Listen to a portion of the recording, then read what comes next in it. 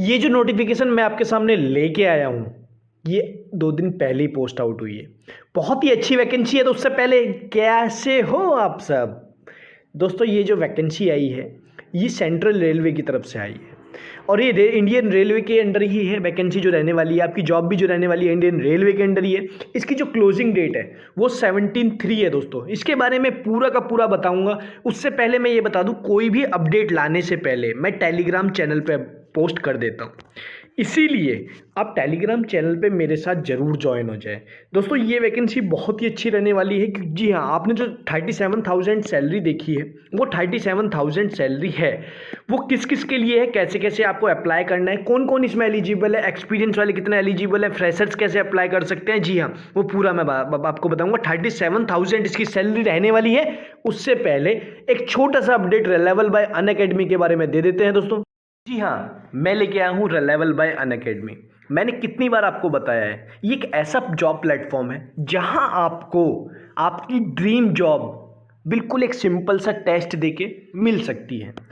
तो दोस्तों ये क्या है, यहाँ कौन कौन सी कंपनीज़ हैं, यहाँ कैसी कैसी कंपनीज़ है, कौन कौन सी कंपनी नई जुड़ी हैं, उसके बारे में आज मैं बताऊंगा। सबसे पहले तो आप मान लीजिए कि 200 प्लस कंपनीज़ हैं। 200 प्लस कंपनीज़, जी हाँ 200, ये साफ साफ लिखा है 200 लीडिंग कंपनी से बड़ी बड़ी कौन कौन सी कंपनी है जी? वो कंपनी है क्रेड, हाइक, यात्रा और इसी तरीके की बहुत सारी कंपनीज है। और दोस्तों ऑलरेडी ये 15 करोड़, यहाँ देखो साफ साफ आपने देखा होगा, 15 करोड़ रुपीस वर्थ की जॉब डिलीवर कर चुके हैं। रिलेवल क्या करता है? रिलेवल दोस्तों 10 कैटेगरीज में, अभी 10 कैटेगरीज में ये जो है दोस्तों आपके टेस्ट कंडक्ट करा रहा है। कौन कौन से टेस्ट कैटेगरीज है जी? 5 टेक है और 5 है नॉन टेक जी। मतलब 5 टेक्निकल से रिलेटेड है, 5 है नॉन टेक्निकल से। दोस्तों अभी कुछ टाइम पहले, मतलब आज और कल में ही कुछ कंपनियां इनके साथ और ऐड हुई हैं। उनको कौन कौन सी है आपको सुन के बहुत अच्छा लगेगा। हाइक या फिर एयरटेल या फिर ग्रोफर्स, और उसके साथ साथ 200 प्लस कंपनीज पहले से हैं, तो that is good for you. और दोस्तों यहाँ मल्टीपल कंपनीज में आप अप्लाई कर सकते हैं। एक ना एक कंपनी में ना दो कंपनी में, आप मल्टीपल कंपनी में अप्लाई कर सकते हैं। और एक सिंगल सा टेस्ट देके और उसमें क्लियर होके आप जो है यहाँ अनलिमिटेड कंपनी में अप्लाई कर सकते हैं और जो आपको अच्छी जॉब मिले उसे ले सकते हैं। दोस्तों मल्टीपल रोल्स के लिए हायरिंग कर रही है। कौन कौन से रोल हो गए दोस्तों? वेब डेवलपमेंट या फिर एचआर या फिर सेल्स, ऑपरेशन और एंड्रॉयड डेवलपमेंट जैसे बड़े बड़े रोल के लिए हायर कर रही है। और दोस्तों आपको कोई प्रॉब्लम होती है, दोस्तों ये जो आपको मॉक टेस्ट और सैंपल पेपर भी प्रोवाइड करती है अगर आप टेस्ट से पहले अगर आपको लेना चाहते हैं तो। जी हाँ, ऐसा अपॉर्चुनिटी बार बार आपको नहीं मिलेगी। और दोस्तों बाई चांस अगर आप टेस्ट नहीं भी क्लियर कर पाते हैं तो आप इमीडिएटली रीअप्लाई हो सकते हैं दोबारा टेस्ट के लिए।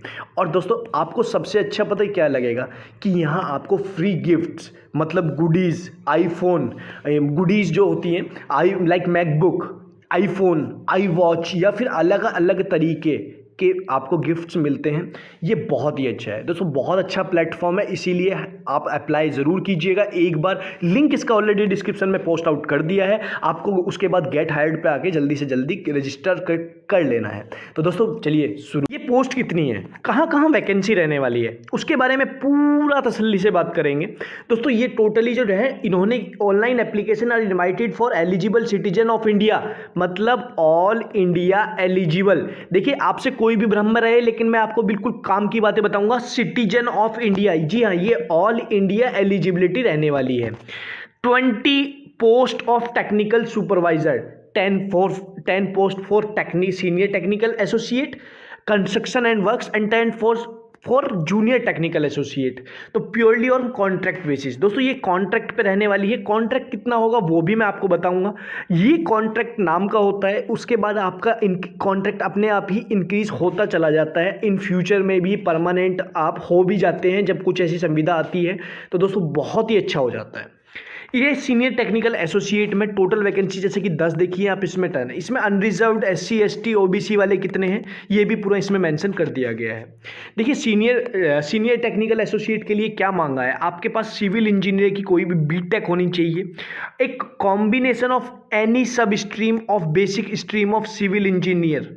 दोस्तों अगर जो basic stream of civil engineering की कोई सब ब्रांच हो वो भी यहाँ एलिजिबल है। अब सब ब्रांच कौन सी होती है, आर्किटेक्चर हो गई, या बी आर्क हो गई, या फिर बीई हो गई, बीई इन आर्किटेक्चर हो गई, या फिर इरिगेशन में हो गई, या फिर अलग अलग जो है उनमें अगर आपने कर रखी है तब भी आप यहाँ एलिजिबल हो जाएंगे।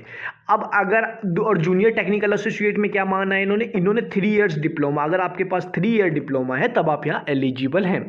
इन्होंने कुछ एक परसेंटेज का क्राइटेरिया रखा है। परसेंटेज का क्राइटेरिया क्या है, जनरल कैंडिडेट्स के लिए 60% आपके होने चाहिए डिप्लोमा या बीटेक में, डजेंट मैटर 10th में कितने थे या फिर 12th में कितने थे।